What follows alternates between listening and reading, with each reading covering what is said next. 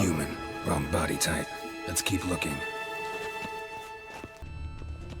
Looks like necrophages got to this one.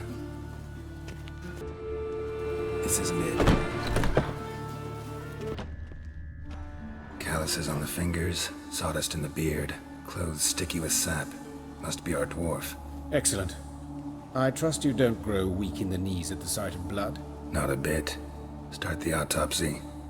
Where? Let's look at his head. Hair smells like it's burnt, like he was in a fire. Notice anything else? That his eyes have been scooped out, for instance? Those burn marks I see in his eye sockets. Yes, and some grey dust. Ash, it seems, very fine.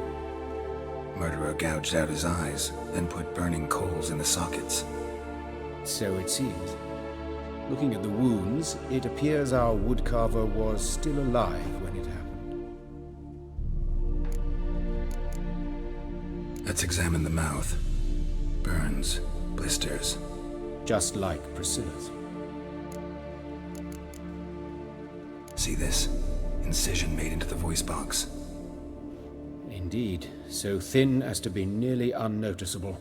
A small, extremely sharp instrument. Scalpel. But why?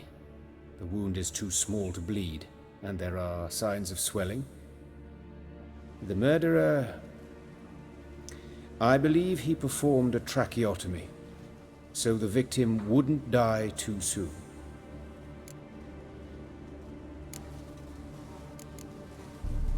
Let's examine his torso. What have we here? Deep wound on the left side of his rib cage, and a scar the length of his stomach. Let's examine the chest wound. Yeah, heart carved out, wound cauterized. Wait a minute, there's something else.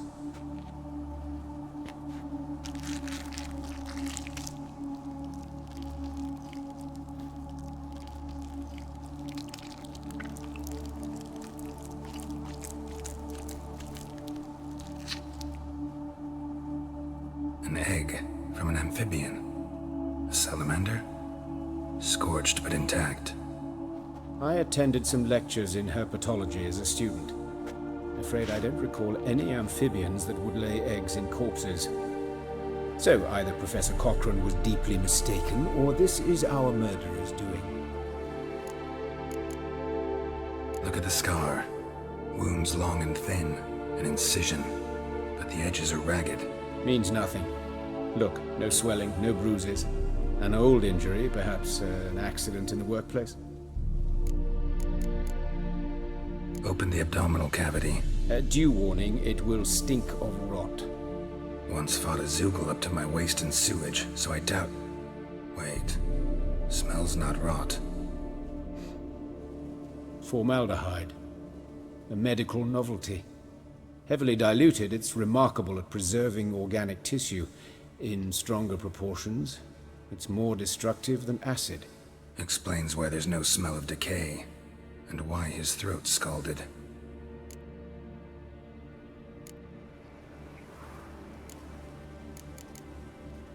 Look at his hands. These welts. Rope burns, right? He was tied up. I'd expect so. No one could sit through such torture unless bound. Speaking from experience.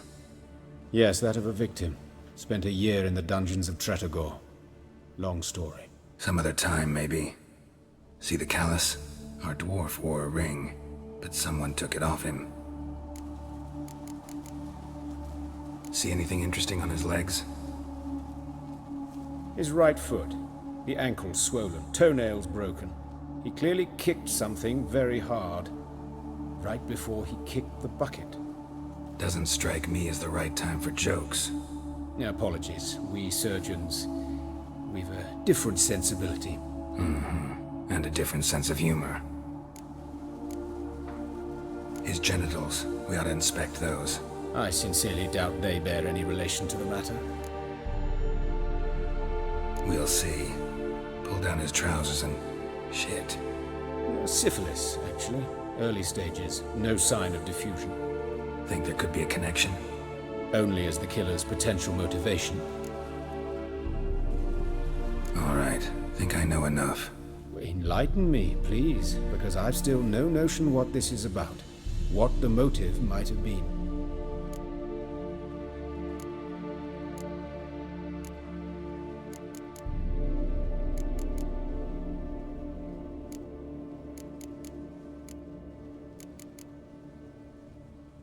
Sorry, rather not share my conclusions just yet. I understand. For the good of the investigation. Will you at least share what you intend to do? It's a lead worth following. Any idea what his name was? Fabian Meyer.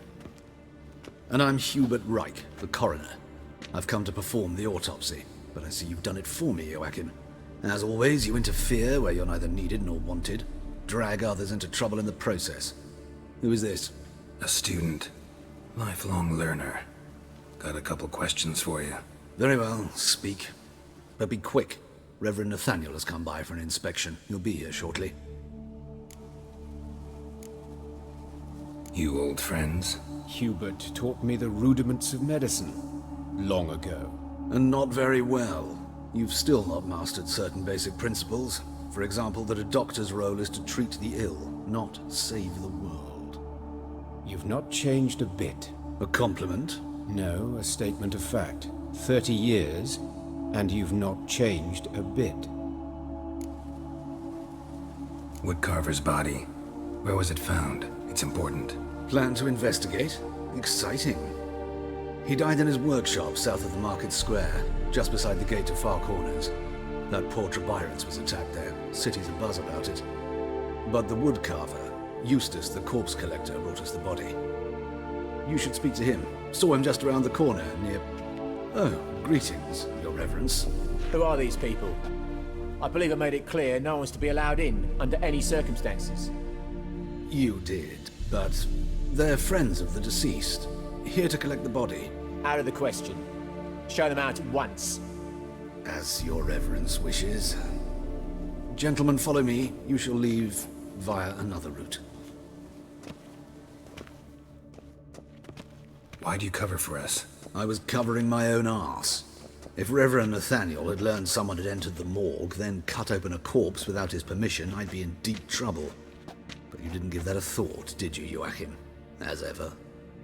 Well, while I don't approve of your willfulness, I also wish to see this murderer hang. So, should I learn anything new related to this case, I will let you know. Thank you.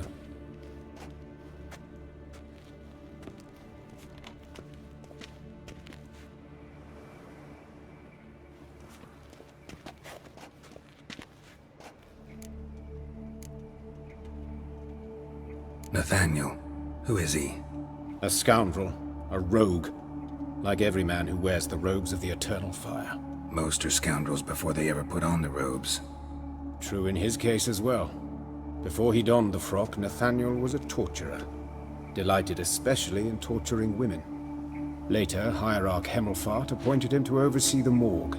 He deals with the temple guard, supervises cremations, conducts funeral masses in the temple on the Isle, and so forth. Dream job. Might have told me you know the coroner. We could have skipped the trip through the sewers. I know him, thus I avoid him. I've said enough on the subject.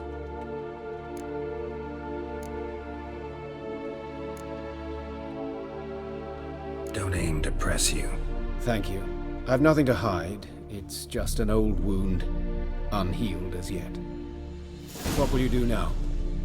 Plenty of leads. Woodcarver's workshop, the corpse collector who found him, alley where Priscilla was attacked. Got work to do. As do I. At the hospital. I must return there. But I shall keep my fingers crossed. And I'll keep my eye on you.